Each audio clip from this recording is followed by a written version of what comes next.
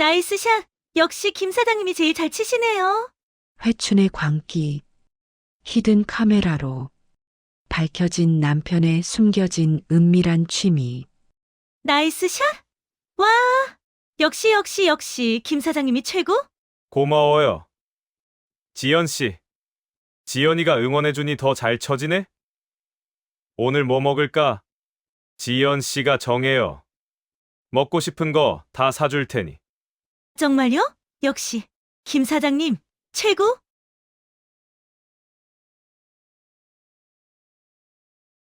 이건 정말 기적입니다. 김석중 씨, 이제 정말 다 나으셨어요. 이 정도면 저도 믿어지지가 않습니다.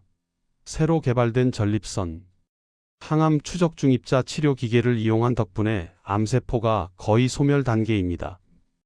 5년에 한 번씩 경과만 지켜보면 일반인과 다름없는 생활이 가능하십니다. 63년 평생 남들에게 손 벌릴 줄 모르고 가정에서는 한없이 자상한 남편이자 권위 있는 아버지로 살아왔던 김석중. 이기 전립선암 선고는 그에게 사형 선고와 같았다.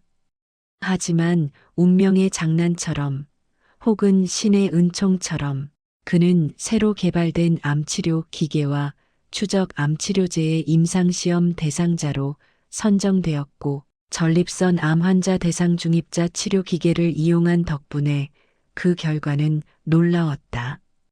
척추를 짓누르던 통증은 사라졌고 밤새도록 이어지던 화장실 들락거림도 멈췄다. 그의 몸은 마치 20년은 더 젊어진 듯 활력이 넘쳐 흘렀다. 죽음의 문턱에서 돌아온 그에게 세상은 다시금 찬란하게 빛났다. 하지만 그 빛은 섬뜩한 그림자를 드리우고 있었다. 뼈아픈 고통과 죽음의 공포를 이겨낸 뒤 찾아온 새로운 삶에 대한 갈증은 정상적인 회복을 넘어선 회춘에 대한 맹목적인 집착으로 변질되어 갔다. 그의 눈빛은 점차 탐욕스럽게 번뜩였고 그 탐욕은 고스란히 그의 취미 생활에 투영되기 시작했다. 골프 연습장.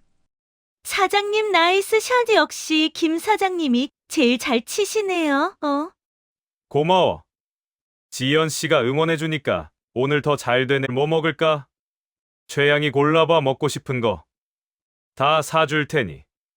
좋아요. 골프는 석중의 오랜 취미이자 새로이 얻은 활력을 발산하기에 최적의 공간이었다. 넓고 푸른 필드 위에서 시원하게 스윙을 날릴 때마다 그는 자신이 죽음을 이겨낸 승리자임을 자각했다.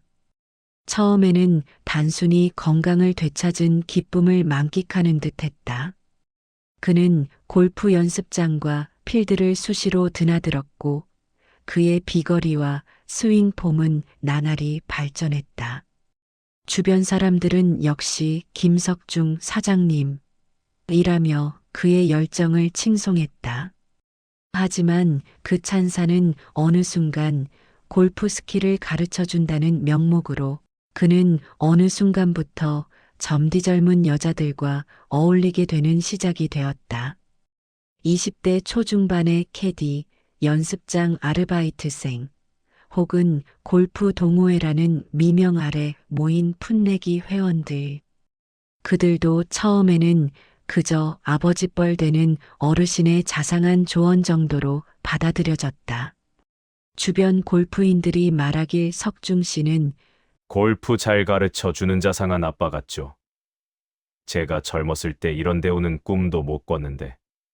요즘 젊은 친구들은 참 복이 많아. 라며 너스레를 떨었다. 하지만 석중에게 그들의 순수한 눈빛은 자신이 아직도 매력적인 남성이라는 착각을 불러일으켰고 그 착각은 점차 자신만의 확신으로 변해갔다. 문제는 그에게는 아내 경선이 있었다. 경선은 석중처럼 폐암 3기 진단받은 지 벌써 몇 해가 되었고 여전히 치료 중이었다. 항암 치료로 인해 피폐해진 몸과 마음은 만성적인 우울감에 잠식되어 있었다. 거울 속 자신의 초라한 모습에 그녀는 절망했고 오직 신에게 매달려 기도하는 것만이 유일한 위안이었다. 집안일은 물론 남편과의 대화조차 최소한으로 줄어들었다. 그녀는 그저 방 안에서 기도하거나 병원을 오가거나 아파트 단지 앞을 산책하는 것이 일상의 전부였다.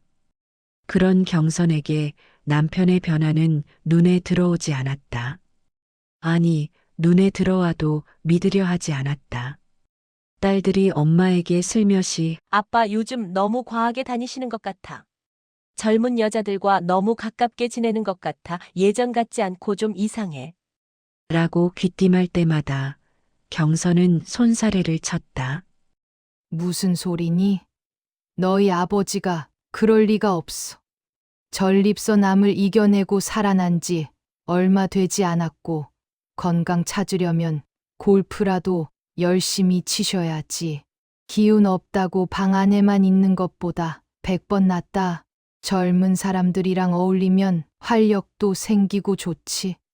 그녀의 눈에 비친 남편은 그저 병마를 이겨낸 자랑스러운 가장일 뿐이었다. 그녀의 견고한 믿음은 비극의 서막을 알리는 종소리와도 같았다.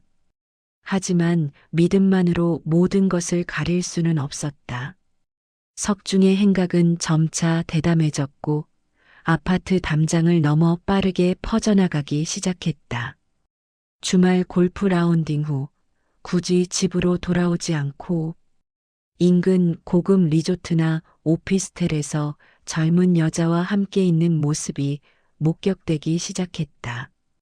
처음에는 누군가 잘못 본 거겠지 하는 추측에 불과했지만 횟수가 잦아지고 목격담이 구체화되면서 소문은 걷잡을 수 없이 확산되었다. 아파트 단지 내 주민들은 석중 씨의 이야기를 수군대기 시작했다.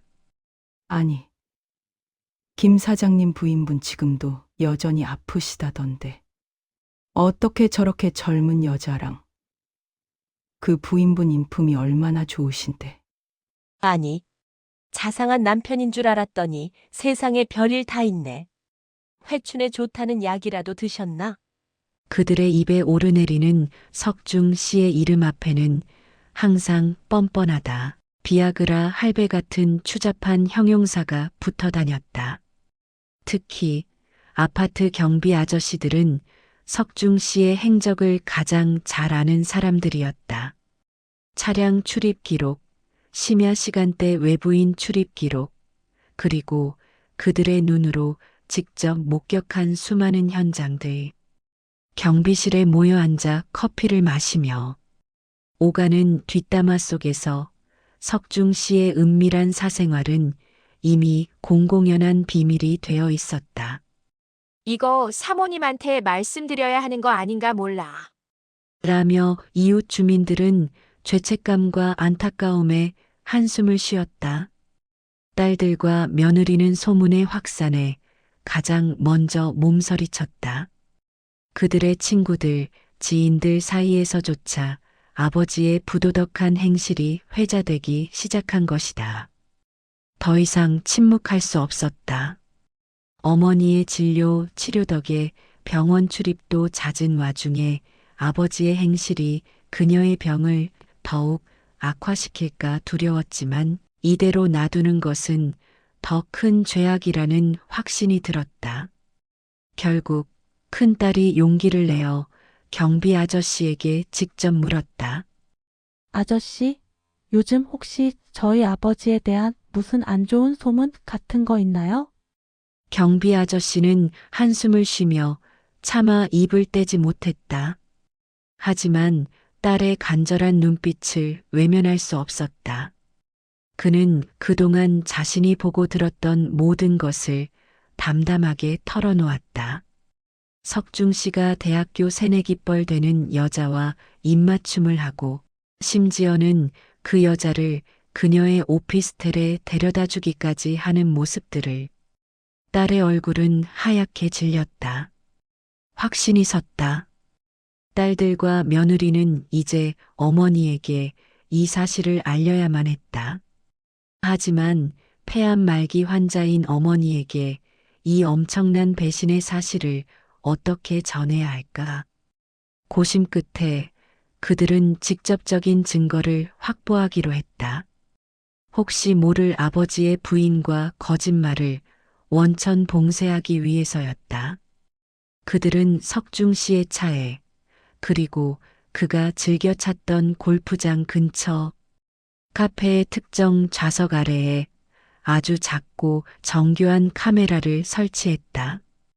그리고 며칠 뒤 그들이 확인한 영상은 차마 입에 담을 수 없는 추잡함 그 자체였다. 어머어머 이게 뭐야?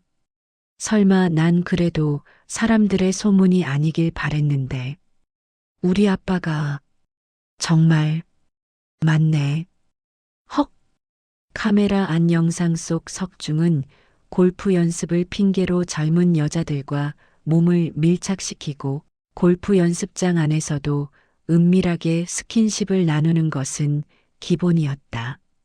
결정적인 영상은 석중보다 20살도 더 어린 여자와 함께 모텔로 들어서는 장면이었다. 그들의 다정한 모습, 여자가 석중의 팔짱을 끼고 애교를 부리는 모습, 그리고 모텔 방으로 들어서기 전 서로에게 키스하는 모습까지 모든 것이 고스란히 담겨 있었다. 딸들은 망연자실했다. 이럴 수는 없었다. 그들의 아버지가 존경하던 아버지가 병든 어머니를 두고 이런 파렴치한 행각을 벌이고 있었다니. 황당함을 넘어선 환멸이 치밀어 올랐다. 경선에게 히든 카메라 영상이 건네졌을 때 그녀는 믿지 않았다. 말도 안 돼! 너희 아버지 그럴 사람 아니야! 누가 시켰니? 무슨 음모라도 꾸미는 거니? 그녀의 눈동자는 흔들렸지만 입으로는 필사적으로 부정했다. 하지만 딸들이 보여주는 영상 속 남자의 모습은 너무나 선명하게, 너무나 확실하게 남편 김석중이었다. 활짝 웃는 얼굴, 자신에게는 보이지 않던 다정한 눈빛, 그리고 젊은 여자의 허리를 감싸 안는 그의 손길. 그 순간 경선의 세계는 산산조각 났다. 그녀가 평생을 바쳐 믿고 사랑했던 남편이 자신의 목숨이 위태로운 이 순간에도 뒤로는 이런 거짓말을 꾸미고 있었다니. 끓어오르는 분노가 폐 깊숙이 박힌 암세포를 자극하는 듯했다. 그녀의 몸은 부들부들 떨렸고 눈에서는 뜨거운 눈물이 본물처럼 쏟아져 내렸다. 그녀는 배신감에 몸부림치며 울부짖었다. 어떻게 나한테 이럴 수가 있어? 그날 저녁도 역시 석중이 평소보다 늦게 귀가하자 집안에는 싸늘한 공기만이 감돌았다. 경선은 말없이 식탁에 앉아 석중을 노려봤다. 석중은 평소와 다름없이 여보, 나왔어. 밥은 먹었어. 라며 태연하게 물었다. 그 순간 경선은 숨겨왔던 카메라를 그의 눈앞에 던졌다. 경선의 평소와 전혀 다른 모습에 석중의 얼굴은 삽시간에 사색이 되었다. 그의 눈동자는 공포와 당혹감으로 가득 찼고 입술은 바들바들 떨렸다. 여보! 오해야! 전부 오해야! 그는 필사적으로 변명하려 했지만 이미 경선 씨의 귀에는 아무것도 들리지 않았다. 오해? 뭐가? 말을 해보시지. 대체 뭐가 오해라는 건지. 지금 내가 어떻게든 완치해보려고 편을 하루가 멀다 하고 드나든 마당에 당신은 젊은 계집애랑 뒹굴면서 회춘하고 있었단 말이야? 나한테 꾸준히 기도해. 간절하면 꼭 나을 거라고 다정하게 말했으면서 뒤로는 이 더러운 짓을 하고 있었어? 당신이 인간이야?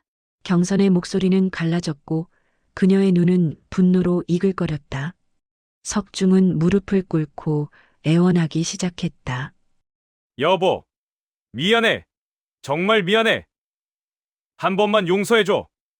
내가 죽을 뻔했다 살아서 그런 건지. 미쳤었나 봐. 다신 안 그럴게. 뼈저리게 후회하고 있어. 제발, 제발 용서해줘.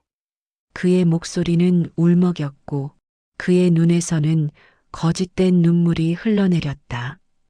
하지만 경선의 마음은 이미 돌처럼 굳어져 있었다. 그의 후회는 그저 발각된 것에 대한 두려움일 뿐 진심 어린 참회가 아니라는 것을 그녀는 직감했다. 경선은 차갑게 말했다. 당신은 그동안 쓰는 것만 알았지? 내가 돈 관리 도맡아 했으니 지금 돈이 어떻게 굴러가는 줄도 모르지? 그리고 평생 당신 옷 입히고 밥 먹이고 자식들 뒷바라지하느라 내 한 몸 돌볼 시간도 없었던 내가 바보 같고 우스웠겠지? 그녀는 자리에서 일어섰다. 그동안 집안 돈 관리를 철저하게 해오던 경선에게는 모든 재정 상황이 투명하게 보였다. 그녀는 이미 변호사와 상담을 마친 상태였다. 공동 명의로 된 아파트, 남편 명의의 주식계좌, 퇴직연금, 심지어 그가 비자금으로 빼돌린 듯 했던 예금 계좌까지 그녀의 손아귀에 있었다. 당신이 나한테 줄 수 있는 건 용서가 아니라 파멸뿐이야. 그리고 난 당신을 절대 용서하지 않을 거야. 다음 날 아침 경선 씨는 침착하게 자신의 짐을 꾸렸다. 딸들은 어머니의 결단에 놀라면서도 조용히 그녀를 지지했다. 경선 씨는 남편에게 이혼 소송을 제기했고 그와 동시에 그의 모든 금융계좌를 동결시켰다. 충격에 빠진 석중 씨는 자신의 모든 것이 순식간에 공중분해되는 것을 지켜볼 수밖에 없었다. 그의 회추는 한순간에 신기루처럼 사라졌고 그 자리를 채운 것은 처절한 후회와 고독한 절망이었다. 하지만 경선 씨의 복수는 여기서 끝나지 않았다. 진정한 복수는 바로 자기 자신을 구원하는 것이었다. 배신감과 분노는 경선의 투병 의지를 활활 타오르게 하는 불쏘시개가 되었다. 더 이상 남편에게 의지할 수도 그를 믿을 수도 없었다. 오직 자신의 힘으로 자신의 의지로 살아가야 한다는 강렬한 생존 본능이 그녀를 지배했다. 그녀는 의사에게 물었다. 선생님, 제가 살 수 있는 방법은 정말 없는 건가요? 새로 개발된 치료제, 어떤 것이든 좋으니 제게 적용할 수는 없나요? 기적은 스스로에게서 시작되었다.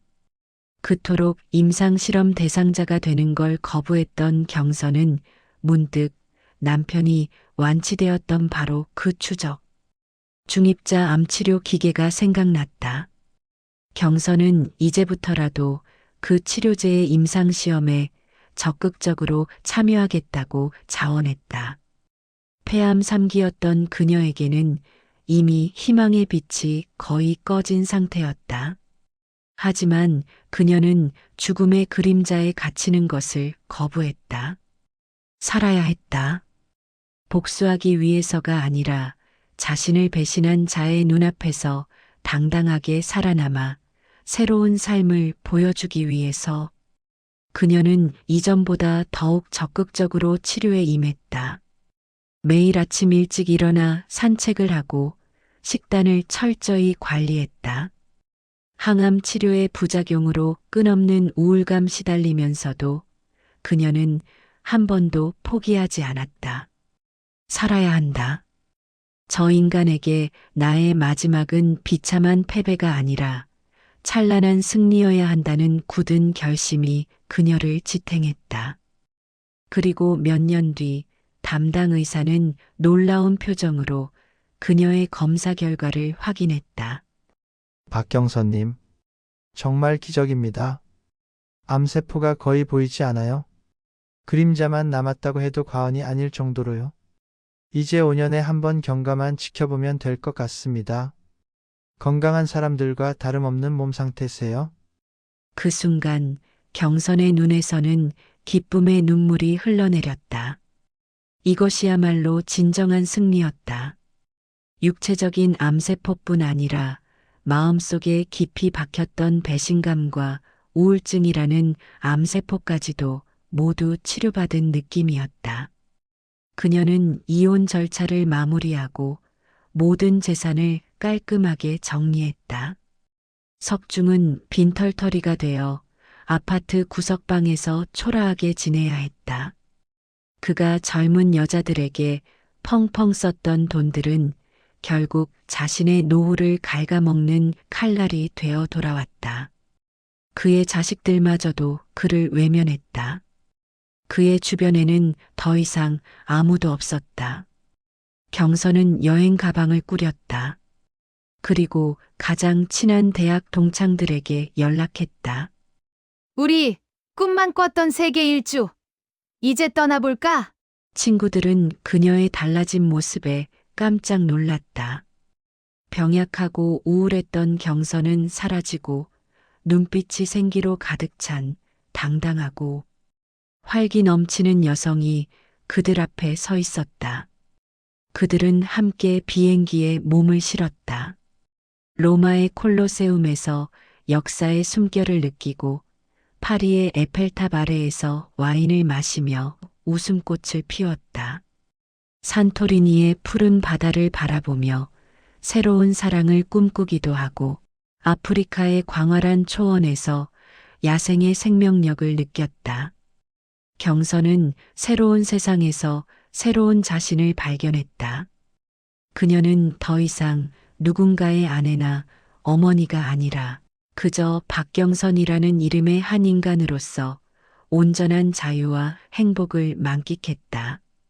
그녀의 얼굴에는 진정한 미소가 피어났고 그녀의 삶은 30년 넘게 함께 살던 남편의 배신, 그리고 절망, 고통 속에서도 희망을 잃지 않고 스스로를 지키고 이겨낸 모습에 그녀의 친구들에게도 감동을 주게 되었다. 석중은 여전히 텅 빈 아파트에서 과거의 영광을 회상하며 초라하게 살고 있었다. 그의 후회는 깊었고 그의 쓸쓸함은 끝이 없었다. 그는 가끔 경선의 소식을 들었다. 그녀가 친구들과 웃고 있는 사진, 행복해 보이는 얼굴. 그럴 때마다 그의 가슴은 갈기갈기 찢어지는 듯 했다. 그는 자신의 어리석은 회춘의 광기가 얼마나 큰 대가를 치르게 했는지 뼈저리게 깨달았다. 그의 삶은 모든 것을 잃은 자의 비극으로 끝났다. 그리고 경선은 때마다 여전히 세상 곳곳을 누비며 아름다운 노년을 보내고 있다. 그녀의 이야기는 이웃들에게, 친구들에게, 그리고 온라인 커뮤니티에서 수많은 이들에게 회자되며 경각심과 동시에 깊은 울림을 주고 있다. 오랜 세월을 함께한 남편의 추잡한 배신, 그 안에서 빠져나와 살아야겠다는 절박함으로 스스로를 지켜낸 감동적인 이야기. 그것이 바로 진정한 우리의 삶이고 우리의 이야기다.